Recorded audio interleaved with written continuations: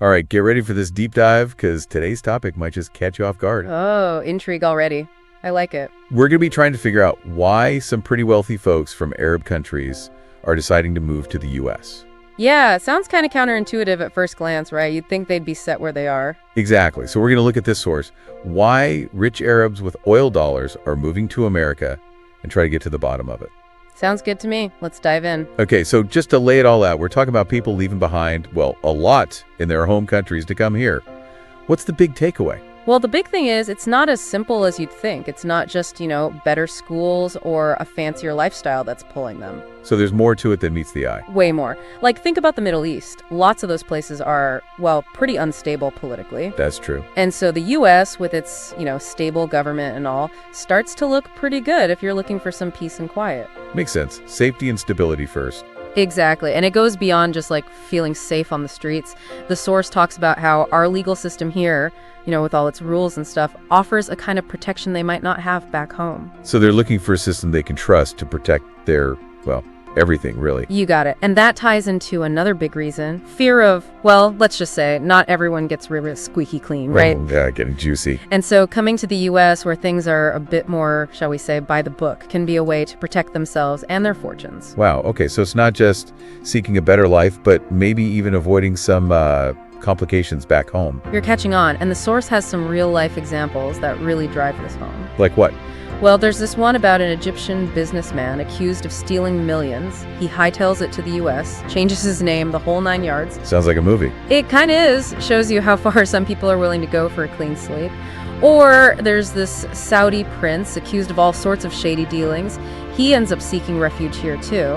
Man, even with all that money, trouble can still find you, huh? You said it. And it reminds us that these aren't just statistics. These are real people making really tough choices. Yeah, it really humanizes the whole thing. You start to see the individual stories behind the headlines. Exactly. And it's important to remember that despite their wealth, these folks are still immigrants. They're going through a lot of the same things anyone else would. Totally.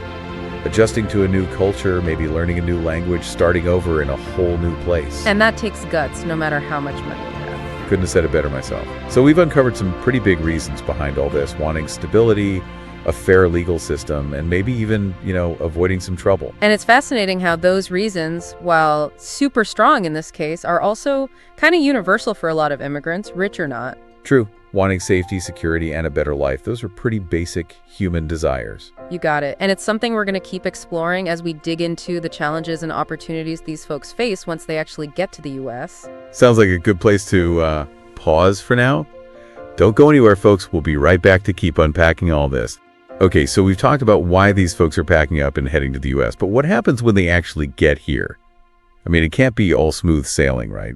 Especially coming from such a different world, even with all that money. Right.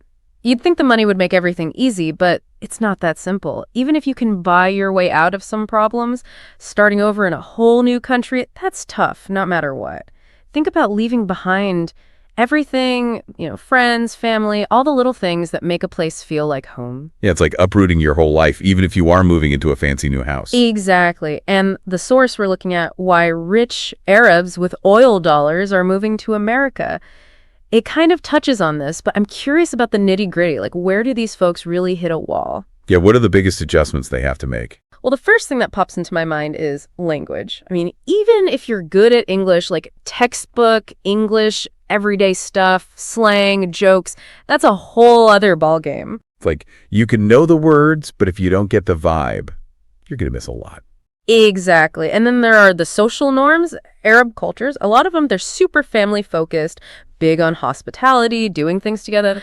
American culture, not so much. Yeah, we're more about, doing your own thing, being independent. And that can be a hard adjustment, for sure. I mean, imagine going from big family dinners every night to, grabbing takeout on the way home from work. So it's a whole lifestyle shift, not just a change of scenery. And all that money doesn't necessarily buffer you from that, huh? Nope, not at all. And it's not like there's a right or wrong way to adapt either. Some people might dive headfirst into American culture, while others might try to hold on to their traditions as much as possible. I guess it's kind of like finding that balance between the old and the new, figuring out what you want to keep and what you want to let go of. Exactly, and that's where I think money might actually make things a bit trickier. If you have the resources, it's easier to create your own little bubble, surround yourself with people and things that feel familiar. So like instead of having to adapt, you can just recreate what you're used to. In a way, yeah. Think about it. You can live in a fancy neighborhood with lots of other people from your home country, eat at the same restaurants, even hire staff who speak your language. But that doesn't mean there's no interaction with American culture, right? I mean, especially for the kids who grew up here. Oh, absolutely not. The younger generation, they're often caught between two worlds. They speak both languages, understand both cultures, and they become this bridge between their parents and the new world they're living in. That's got to be interesting, like watching two cultures kind of blend together in real time. Yeah, it's pretty amazing. And it's not just one-sided either. These immigrants, they bring their own traditions, their own perspectives, and that changes American culture too. It's a two-way street. So it's like a cultural exchange, everyone's influencing each other. Exactly. But let's not forget the money side of things. These folks, they're not just coming here to chill, they're looking to make their mark. Yeah, the source mentioned that they're pretty entrepreneurial. Totally. They're not just sitting on their piles of cash. They're investing, starting businesses, shaking things up. They're used to taking risks, building empires. So they're bringing that hustle to the U.S., which is, well, pretty American in itself, isn't it? Right. And they're not just playing it safe either. Real estate, tech startups, even venture capital. They're not afraid to jump in head first. And that's got to have a ripple effect, right? I mean, creating jobs, boosting the economy, all that good stuff. For sure. And they bring more than just money to the table. They have global connections, a different way of looking at things, which is super valuable these days. It's like they're challenging that stereotype of the rich immigrant who just wants to live the good life. They're actually rolling up their sleeves and getting involved. Exactly. And, this drive to build something, it's not just a rich immigrant thing. You see it across all kinds of immigrant communities. That makes sense. I mean, if you're brave enough to leave everything behind and start fresh, you're probably not afraid of hard work. And that's something we should all appreciate. The contributions of immigrants, no matter how much money they have, they really make a difference. Totally. They bring new ideas, fill jobs nobody else wants, and make our country more interesting, more diverse. Couldn't agree more. And speaking of big picture stuff, as we wrap this part up, I think it's important to think about how this whole trend is changing America, like for real. Yeah, that's a good point. What happens when a big influx of people, especially wealthy ones from a different culture, come in? What does that do to our society in the long run? That's what we're going to dive into next. It's not just individual stories anymore. It's about how America itself is changing. Okay, so we've talked about why they come here, what it's like for them once they get here. But now I'm thinking bigger picture. What does all this mean for America in the long run? Having all these folks with their money and different ways of life coming in, how's that going to change things? Now you're getting to the really juicy stuff, because it's not just about these individuals, right? It's about a whole shift happening culturally, economically. Like, it could actually reshape America as we know it. Okay, that's a big statement, but I get it. How do we even start unpacking that? The source, why rich Arabs with oil dollars are moving to America, mostly focuses on the personal stories, which is great, but I want to hear your take on the bigger picture. Sure, let's start with the money side of things. We talked about how they bring in capital, invest all over the place. But the question is, does that actually benefit everyone in America? Or does it just make the rich richer?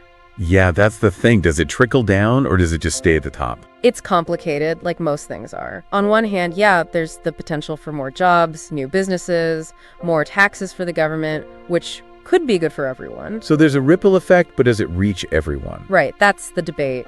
Some folks argue that concentrating even more wealth at the top just widens the gap between the rich and everyone else. Which is a problem we already have, right? It's like pouring gasoline on a fire. Exactly. So the challenge is, how do we make sure everyone benefits?